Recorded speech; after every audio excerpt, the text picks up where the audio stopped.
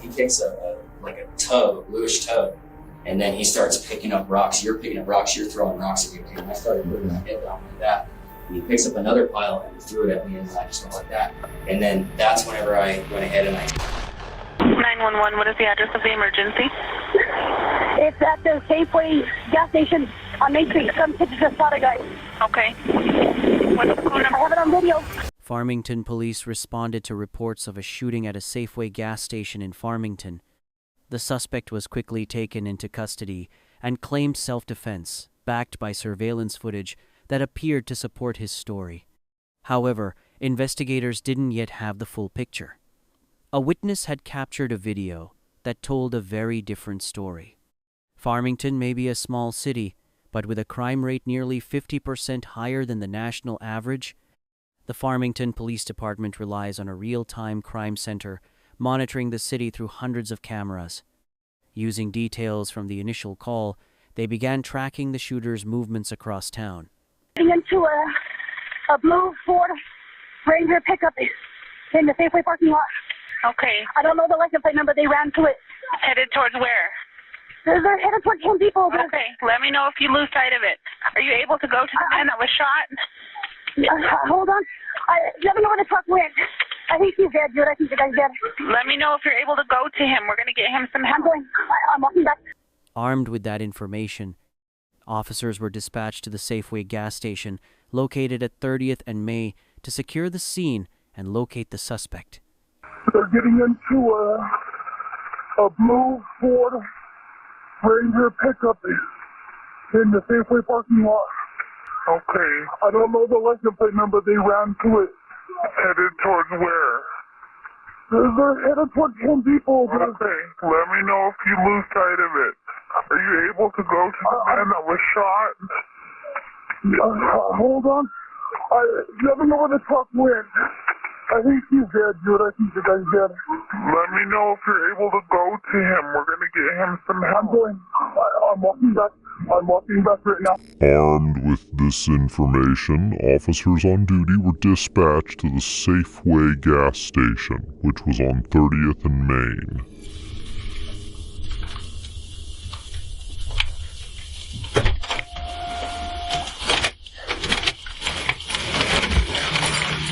Officers secured the perimeter and began interviewing witnesses. By the time they arrived, paramedics were no longer needed. The victim had already died. He was identified as Brandon York, a 43-year-old who had been shot multiple times. No firearms were found at the scene. At the same time, the real-time crime center reviewed nearby cameras. Witnesses reported the suspects fleeing toward the road leading to Home Depot. Camera by camera, analysts tracked a blue Ford Ranger leaving the area. What stood out was how calm it looked. The truck wasn't speeding. The driver appeared to be smoking, with no one visible in the passenger seat. But a closer zoom revealed a second person lying in the bed of the truck. Despite appearances, investigators determined the driver, not the passenger, was the shooter. Most importantly, cameras captured the vehicle heading westbound on 30th and May, information that allowed officers to converge on the suspect and stop his escape quickly. Jules with me. Farmington Police Department, show me your hands. Show me your hands. Keep your hands out the window. Stick your hands out of the window. Stand up. Stop where you're at.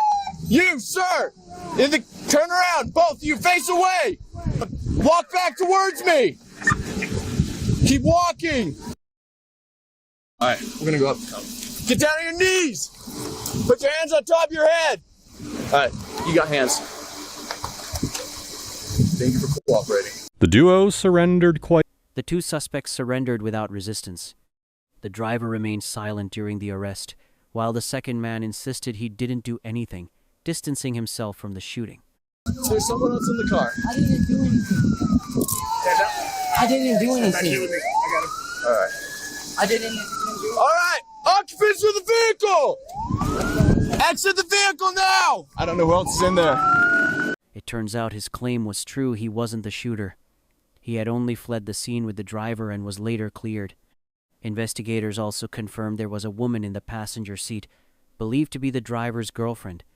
That left the driver as the sole shooter, Guo Alberto Aguirre IV, a 22-year-old from Farmington. He ran a small landscaping business and was known to hire homeless workers from the area. While no prior record was immediately confirmed, officers noted he was calm, cooperative, and appeared remorseful during the arrest. Okay, yeah. You said you were hit in the back? Yeah, I was hit in the back of the head. That's the second guy. That's second guy stuff. This is first guy stuff. Okay. I got hit in the back of the head with a Do rock. you need medical attention? I'm a little bit dizzy. I acted in self-defense. I should not have used my firearm, but he was crazy, and I was trying to help homeless people. Okay. And You don't have to talk to me right now. You understand that, right? Yeah, I'm probably going to be life in prison now, huh? Hey, take a deep breath. I'm going to take your glasses for you, okay? Just trying to work on being part of Farmington PD. I was just trying to help the homeless. This guy starts throwing rocks at me, hits me in the back of the head.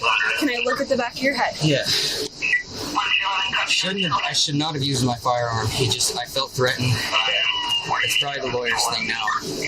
Where's my wife at? She's in this car? Okay. She had nothing to do with it. Hey, listen. This is a felony stop based off of what we had. We had to do what we had to do, okay?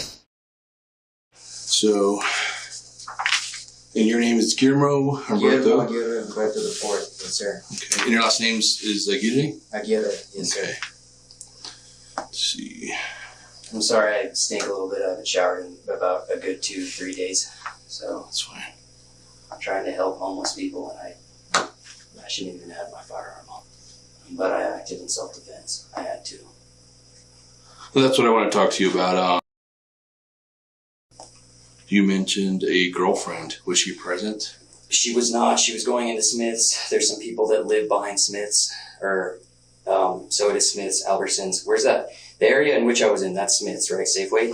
Safeway. That's Safeway. Okay, I get mixed up with Smith's and Safeway.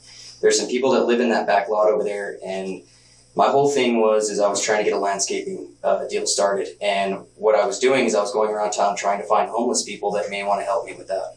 Okay. So initially, landscaping. So I got some people involved. They were all smoking dope and shooting up. They were doing all kinds of drugs, and I just figured, I need to remove myself from the situation. In doing so, with me having to remove myself from the situation, one of the guys got up and started calling me a pussy, throwing rocks, and then he kicked over a lady that I know very well. Her name, we call her Mom. He kicked over her thing. Then he started picking up rocks and throwing it at me, and first of all, I should have been holding my gun like that instead of like that, because that makes it look very bad. But I just told him, you need to leave now, because he started, and the whole thing is I wasn't trying to hold him up. I wasn't trying to freak him out. I was just trying to get him to stop, but he was high on drugs, so he kept picking up rocks and throwing them at me. So as soon as that rock hit me in the back of the head, okay, I felt fear for my life. And that was an instant when I tried to go for his kneecaps to get him to go down, and I was going to call dispatch. But then what ended up happening is I shot him, and then he got up, and then he started saying he has a gun, and then he started reaching for something, and that was in the instant where I just unloaded on him. And I would have never done anything like that. Let's kind of slow down. I know you're giving a whole lot of information, which is what I definitely need. Okay, you need me to go slower. Yeah, so what's your girlfriend's name? My girlfriend's name is Mackenzie. Of course, so Mackenzie wasn't involved. She was inside of Safeway.